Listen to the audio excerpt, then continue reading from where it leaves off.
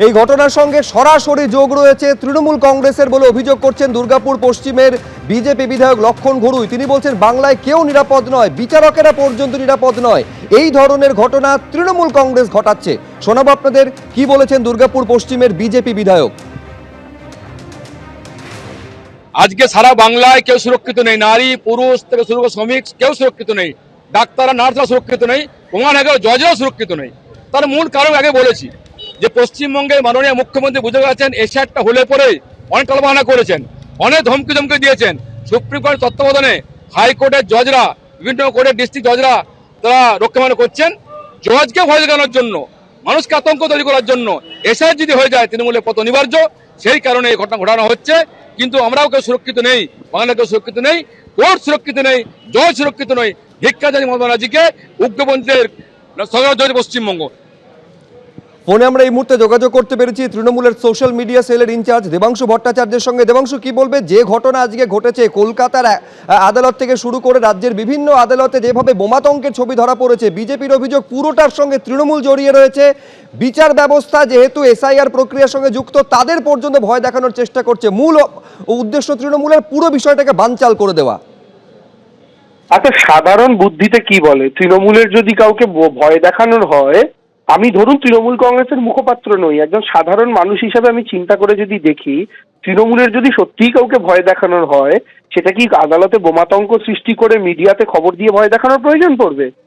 2 নম্বর বক্তব্য, এই বোম বিস্ফোরণ, নির্বাচন এলেই বোম বিস্ফোরণ, সন্ত্রাসবাদ, এটা কোন রাজনৈতিক দলের সঙ্গে যায়? কারা নির্বাচন এলেই সন্ত্রাসবাদী আক্রমণ দেখিয়ে ভোট চায়, কারা বোম ফেটেছে দেখে ভোট চায়, এটা দর্শকরাও জানে, সাংবাদিক হিসাবে আপনারাও পর্যবেক্ষণ করছেন। 3 নম্বর বক্তব্য,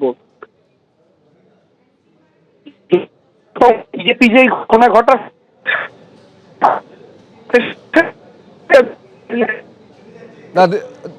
দেবাংশু, তোমার কথা স্পষ্টভাবে এসে পৌঁছচ্ছে না। হ্যাঁ দেবাংশু। হ্যাঁ, এবার শোনা যাচ্ছে? হ্যাঁ, শোনা যাচ্ছে। হ্যাঁ, আমি বলছি যে যারা এই কাণ্ড ঘটিয়েছেন, এটা তো স্পষ্টভাবে বোঝা যাচ্ছে তারা এই কারণেই ঘটিয়েছেন যেন এই ঘটনা ঘটার সাথে সাথে এই অভিযোগ করা যায় যে বিচারপতিরা বা যে জজরা এই কাজের সঙ্গে যুক্ত, তাদেরকে ভয় দেখানোর জন্য এটা করা হচ্ছে। এবং স্বাভাবিকভাবেই নির্বাচনের আগে বোম বিস্ফোরণ, সন্ত্রাসবাদী আক্রমণ, এগুলো কোন রাজনৈতিক দলের সঙ্গে যুক্ত? আপনারাও তো দেখছেন ভোট এলেই কাদের সন্ত্রাসবাদী আক্রমণ হয়, কাদের বিস্ফোরণ হয়, কারা ভোটে সুবিধা পায়। আর প্রথম যে কথাটা বলেছিলাম সেটা খুব স্বাভাবিক, যে তৃণমূল কংগ্রেস একটা নিরপেক্ষ মানুষ হিসাবেও যদি কল্পনা করেন, যদি কাউকে ভয় দেখানোর হয় তাহলে কোটে কোটে বোমাতঙ্ক সৃষ্টি করে মিডিয়ার অ্যাটেনশন নিয়ে গোটা রাজ্যব্যাপী খবর করে কি কেউ কোনো রাজনৈতিক দল ভয় দেখানোর মতো বোকামি করবে? ফলে স্বাভাবিক এই কাজ বিজেপির, এবং এর পেছনে পুরোপুরি বিজেপি। প্রথম কথা, ভোটের আগে রাজ্যকে একটা অশান্ত করা, মানুষের মনে ভয় ঢোকানো। আর তৃতীয় কারণটা হচ্ছে যেন অভিযোগটা করা যায় যেহেতু বিচারপতিরা দায়িত্ব পেয়েছেন, তাদেরকে ভয় দেখানোর জন্য করা। বাংলার মানুষের কাছে এটা ক্লিয়ার। ধন্যবাদ দেবাংশু।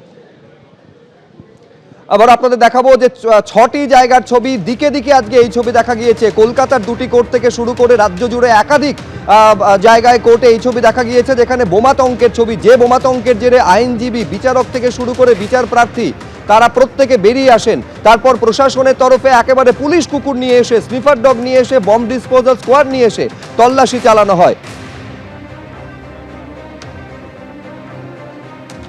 এরই মধ্যে মুখ্য সচিব আজকে সাংবাদিক বৈঠক করেন এবং সাংবাদিক বৈঠক করে তিনি জানাচ্ছেন যে বিচারকদের নিরাপত্তার দায়িত্ব রাজ্য সরকারের, আতঙ্কের কিছু নেই।